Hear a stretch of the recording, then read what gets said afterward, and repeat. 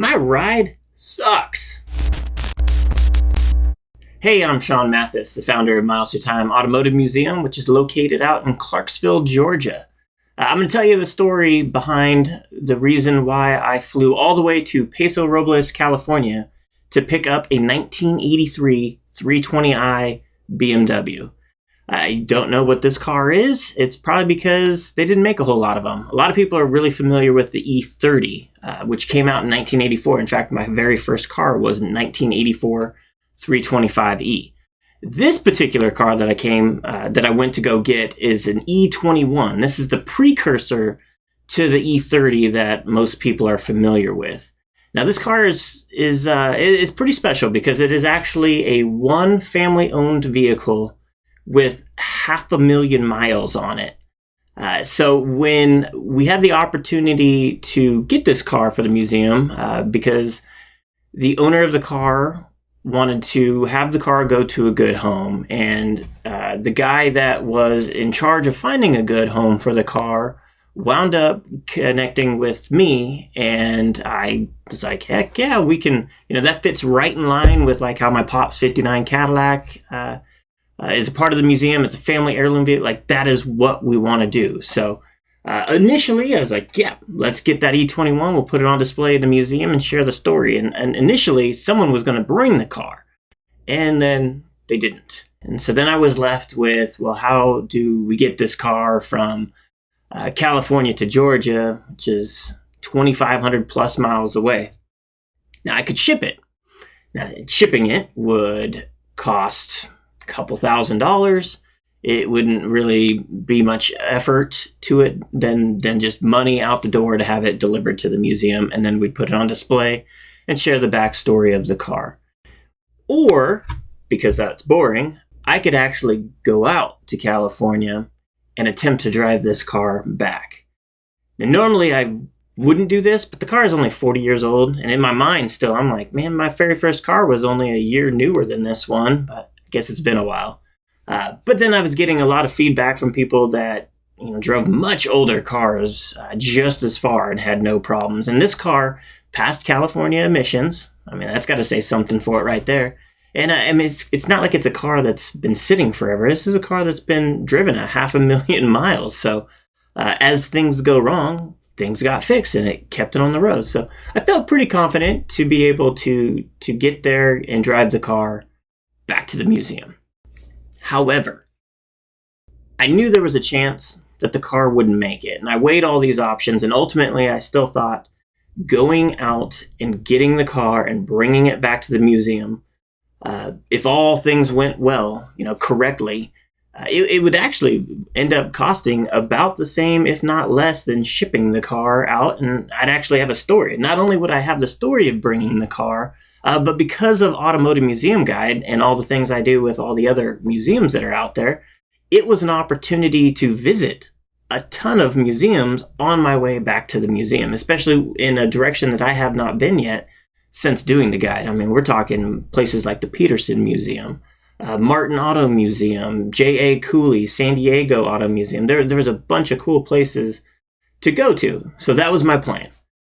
I was going to fly out there, grab the car, and start heading south towards LA and San Diego and hitting all the different car museums as I could, and then head east and hit more car museums along the way. I was actually going to go all the way down south through the bottom part of California and then into Arizona and New Mexico, and I would go down through what would send me through Texas area and into Alabama and all that. And it all, on paper, it all sounded great. I had it all planned out, all the museums I could potentially go to. But then it was coordinating when these museums were actually open and when I would be there. So right off the bat, I found out that there was museums that they were only open, weekends or Saturday or Friday, Saturday. And I mean, I was not there. I was there on, they were open Friday. I was there on Monday. Or I was there at 8 o'clock at night and they closed at 5. Or, initially when I first got the car in Paso Robles and left that morning, it was 4 o'clock in the morning because I was still on East Coast time. So I drove right past Woodland Auto display, like literally the sign for where that museum was at. But it was too early in the morning to actually stop and visit, which was a bummer because I mean there was that museum and a bunch of others that I definitely wanted to go to that I couldn't make it. It didn't fit the schedule. And then right off the bat, the schedule went out the window because I was supposed to go to the Murphy Auto Museum. Initially, that was my first one. So I'm in the E21 and I'm driving to the first museum, Murphy Auto Museum. And it's closed. It's one of the museums that wasn't actually open, but I had somebody that was going to let me in. Well, that particular guy wound up getting his car impounded the night before and was not available to get me into the museum or another museum until he figured out his whole scenario. So right out the gate, that was not going to happen. And so I actually headed straight towards the Peterson Museum in LA. From Paso Robles, I drove all the way down to the Peterson. Now I get there, and that museum's awesome. I mean, I went through the whole thing, and I know somebody there who gave me a behind-the-scenes tour, and he was in a meeting, so I actually left there and then came back and wound up spending the whole day there because that was also the very first location where the car broke down. In the parking lot of the Peterson, it wouldn't start on me when I went to leave. And after calling AAA and waiting for an hour and a half that they never showed up, I randomly went back to the car and I was like, well, maybe it'll start this time. And it fired right up and I was able to finally leave there, but not before trying to, because my schedule was all messed up, I tried to get into see Jay Leno's garage. I wasn't really... That was kind of like a last minute add-on, and I was actually scheduled to visit the following day, but because of my coordinated schedule getting all messed up, and then I realized that Jay Leno's garage was actually north of Peterson. I had already driven by it. I tried to get in that day, and they were having filming or something, and I was told my initial scheduled time to go was what I needed to keep. So that was going to be the following day. So I pretty much spent my entire first day of driving back with the E21 all at the Peterson. I mean, one day at one museum, which was a fantastic museum, and it was awesome being there, but it definitely set me back a little bit. But what was neat is the very first night I got to California, I actually I had the opportunity to stay at the house where I got the car donated from. So that saved me on a whole bunch of expense. They actually fed me dinner and gave me a place to sleep that night. And then when I left 4 o'clock in the morning, straight to the Peterson, get there in the morning. And then I actually didn't leave the Peterson until like 7 o'clock at night, or it might have been like 8:30 after the car actually, it was gonna be 7. And then because it didn't start, it wound up being like 8:30. And then my next night of stay, where it wasn't going to cost me anything, was actually all the way down in Oceanside. So once the car finally started, I believe it was about an hour and a half drive down to Oceanside, where I had a super awesome house that I was able to stay at that belongs to the lady that owned the Lincoln convertible that was originally part of Jimmy Carter's Secret Service parade that was on display at the museum. She actually lives out in San Diego, and she hooked me up with a place to stay for a couple nights. But it was a lot farther south than a lot of the other museums that I've blown past at this point. So I get all the way down there, and at that point, because the car didn't start, I was actually feeling a little less confident. And so I actually asked if Marisa who owned the vacation house that I was staying at, I asked her if she was willing to go to see Jay Leno's garage with me, and we'd use her transportation to drive all the way back north of LA to go into Jay Leno's garage. And she was good with that. So she came and picked me up in the morning, and instead of taking the E21 all the way back up, we got to use her ride, which was air conditioning and much more pleasant to drive through LA traffic in. And that was pretty much the next day. So the next day was seeing Jay Leno's garage, which was awesome. I wish I would have been able to actually take photos and share them with you, but that was not approved. However, I did see Jay Leno and the collection he's accumulated. If anybody ever gets the opportunity to see it, I definitely recommend it. It is not a museum. It is a private collection. However, it's worthy of a museum. And ultimately, that was like a hopefully more than once of a lifetime opportunity, but it was the lifetime of opportunity to go see that, even though it ate another day. So right off the bat, I'm in 2 days already, and I've only made it to Oceanside. So once we left Jay Leno's garage, I drove all the way back down to Oceanside, California, where I got to stay in the same place for one more night. The next day, the car did start up on me, which I was actually very surprised at this point. But it fired right up, and I went to the San Diego Auto Museum and J.A. Cooley Auto Museum. And then from there, I actually got a chance to meet Jason Wilbur, who does Wilbur watches. This is one of his watches he actually gave me while I had lunch with him, which was an awesome opportunity to be able to meet that guy while I was over there as well. He's got a very unique automotive background and then designing watches, and I'm into all that kind of stuff. So that was a cool bonus to be able to meet him and have lunch, and then obviously the watch is a nice perk as well. But from there, then it was heading east. And up until this point, I mean, short of the car not starting briefly at the Peterson garage, parking garage, I mean, the car drove fine. Temperature-wise, I was good. California cooled off enough. Nothing was real crazy. And then I'm driving over the mountain range, heading out of California and getting into Arizona. And that climb was starting to get hot. So although the car never actually overheated, there was multiple times where that temperature gauge was pinging red. How accurate that gauge is, I don't know, because I never saw steam or anything coming out of the engine.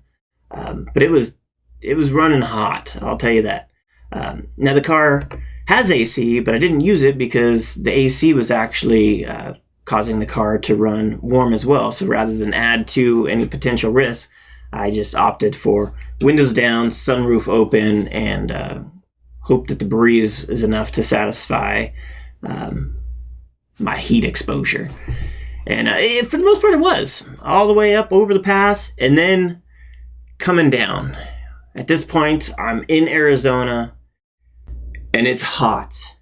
I mean, we're talking, I checked the temperature a few times, and we're talking 118 plus degrees. Cruising on my max speed, I mean, a few times I could get up to 75, but for the most part, that little four-cylinder engine was, 70 is pretty much the top speed. No power steering.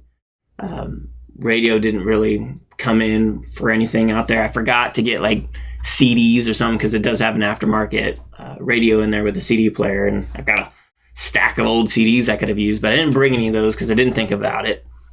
So I just have road noise and heat. And really, I was fine for the most part until it really started to get hot where my eyeballs hurt. It was so hot it felt like it was air frying my eyeballs. Again, I would have been fine with the heat and I would have dealt with it, except a combination of my own heat, the car potentially running too hot, and the risk of it breaking down was stressing me out. And then all of a sudden, what I thought I had some fuel pump issues when it wouldn't start on me at the Peterson Museum started acting up while I was driving the car. Out of the blue, it was like lunging, like it wasn't getting fuel a little bit, almost as if it was vapor locking, but that car wasn't vapor locking. It's a fuel pump issue, I know for a fact. Starts doing that out in the middle of nowhere, and there just happened to be a gas station out in the middle of nowhere. And so I pull off, not knowing what's going on, if it's going to break down on me or what. And as I'm coasting down into the gas station parking lot, the car died on me. And I get out and I'm I actually had to push the car backwards into a parking spot. A guy pulling out of the gas station actually jumped out of his truck, helped me push it into a parking spot.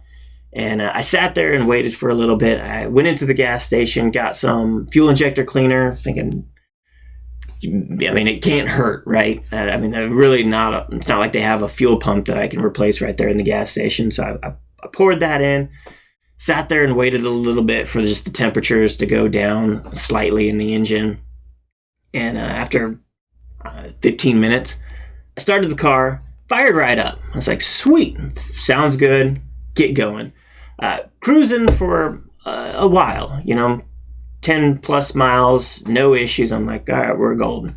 Then all of a sudden, that lunging, like it was starving for fuel, started happening again. However, this time, there's literally nothing out there. There was no, well, let's pull over and see if, I can fix it or do something to it.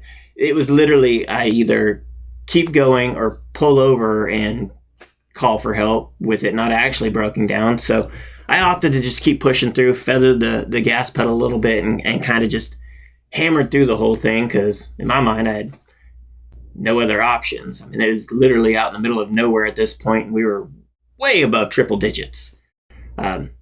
Luckily, the car smoothed out, and it ran pretty good the rest of the way. And at this point, it's getting late. So although it's still super hot, the sun's going down.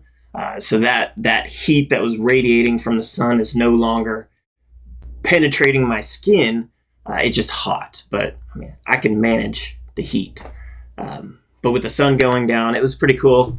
Heading into Phoenix, I mean, driving out there in the middle of nowhere in the desert, there was all, windows down, sunroof open. There's all kinds of noises. I don't know if I was hearing a ton of rattlesnakes or whatever. That's what it sounded like. But it was a cool experience. There was actually the monsoons were coming in, so I could see these giant lightning bolts out in the distance coming down and everything. And as I'm driving, I'm like, all right, I know what my next leg of this trip is. It is a day or two of solid driving to get me to the next locations in super hot temperatures in the middle of nowhere, borderline Mexico, which is the direction I was going to go in. And I'm like, this is a terrible idea. And so I start thinking, well, maybe I go north instead. And I go up towards Albuquerque and hit Highway 40 and Route 66 and head back, which it was better temperature wise, but that involved a mountain pass that at that point, there was no way that car was going to make it up over that mountain pass to get me to Albuquerque. So I made that decision before I got to the hotel at like 11 o'clock at night in Phoenix. And I was like, all right, we made a good effort. I don't feel like breaking this car completely and being stranded in the middle of nowhere just to say we drove the car until it wouldn't work. So I opted for the U-Haul option, which is something I didn't want to have to do, but I thought, definitely it was something that might happen. So the next morning, my plan's to get up, get in the car, and head to the U-Haul place, which is about 20 minutes away. Get in the car, it won't start. So I sit there and I try forever. Car will not start. So I call Uber. I don't call Uber, I use the app. Uber comes, picks me up, takes me to U-Haul, 20 minutes away. I'm there for 20 minutes because apparently it was super busy. 20 minutes back, I killed an hour. The whole time I'm like, I don't know how I'm going to get this car up on this car trailer dolly thing from U-Haul. I don't know if I could push it myself or what I was going to be able to do because it was in the back of the hotel parking lot. Not a whole lot of people willing to go help push some stranger's car up onto a trailer in triple digits temperatures. But I got in the car, fired it right up. Car started right up. And so I drove it right onto the trailer, locked it in. We were golden. Then I head towards Albuquerque. Turns out the U-Haul doesn't go over 75 miles an hour either. So although I get AC now, my ride sucks. That 10-foot box truck sucked to drive. rough. My neck hurt from bobbling like this. The 83 BMW with Recaro seats, believe it or not, was not only more comfortable, but way more fun to drive. So, yes, I got AC, which was very pleasant. My ride sucked at that point. 10-foot box truck with a trailer behind me, but I opted to go north because although I'm in a newer vehicle, the temperatures were still so extreme. Down south, I thought it was wiser to change courses and go back Highway 40, Route 66. However, doing that meant the rest of my planned route had been thrown out the window. So, I didn't get to go to Tucson Auto Museum or a few others, Haas Moto Museum. I didn't get to do any of those. So I was able to go to Martin Auto Museum, which is in the Phoenix area. And then from there, I drove all the way to Albuquerque and got there at 11 o'clock at night. So now I've pretty much, I was in California from Tuesday night to Friday. Saturday, I spent U-Haul and Martin and then driving to Albuquerque. So my grand vision of stopping at all these auto museums on the way back, dwindled down to a few auto museums and Jay Leno's garage. So, it's been awesome, but definitely did not hit as many as I had hoped to go to. But nevertheless, I was trying to catch up on time.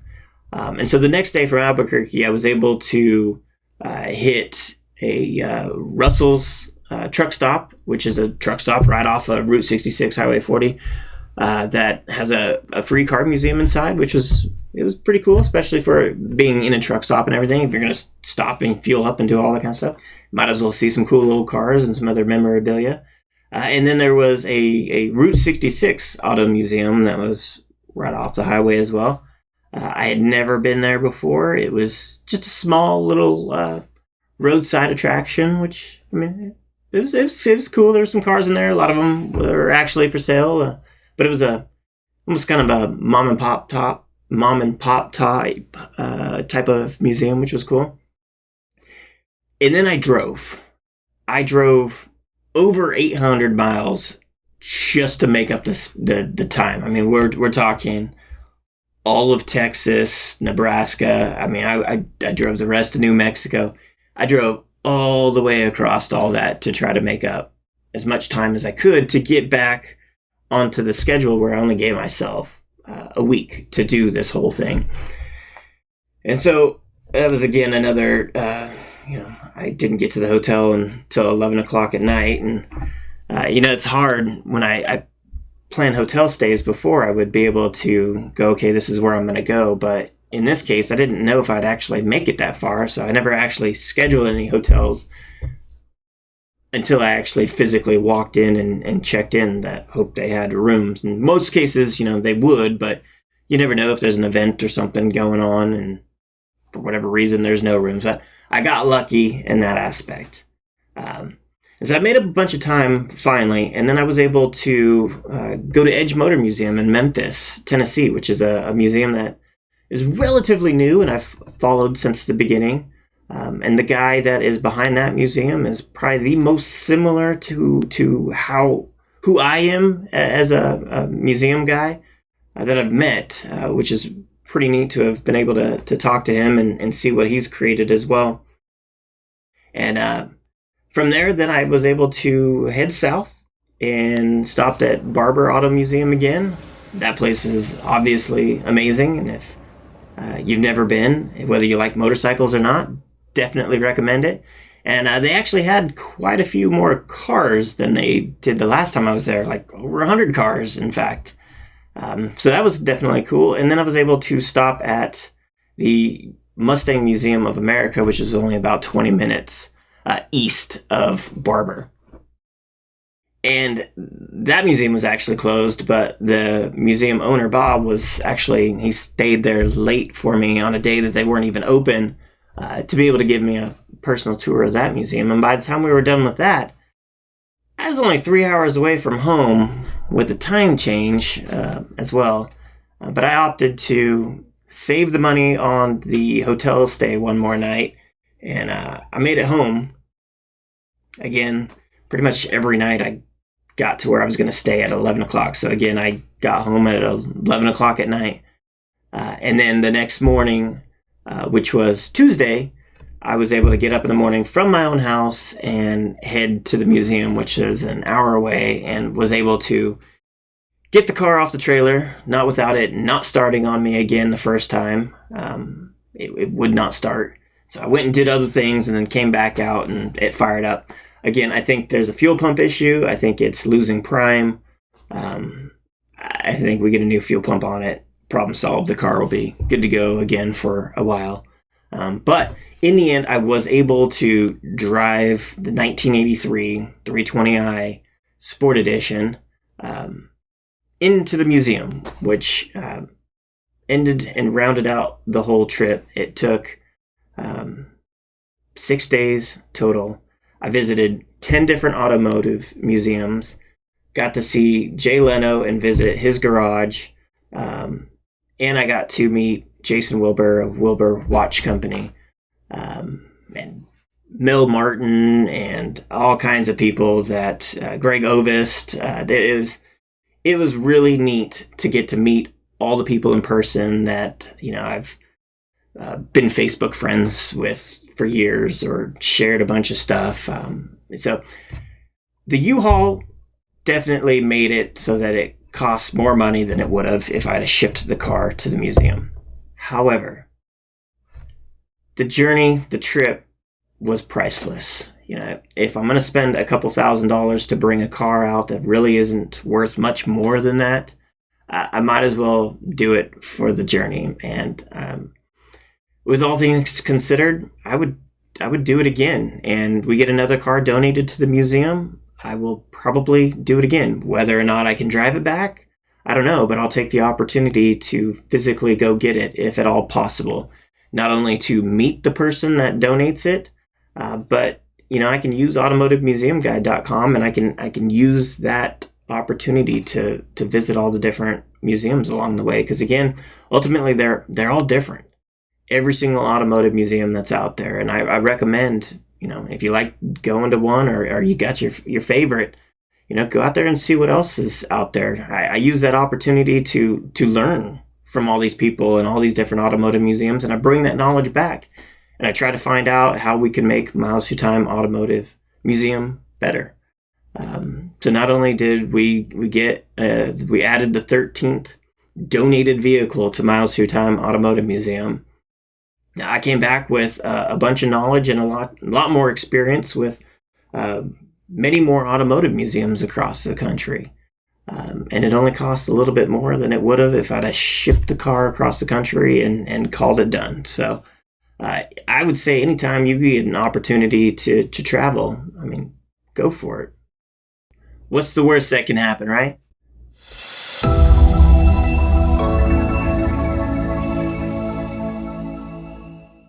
Hey, I'm Sean Mathis. Miles. All right, cut this part off.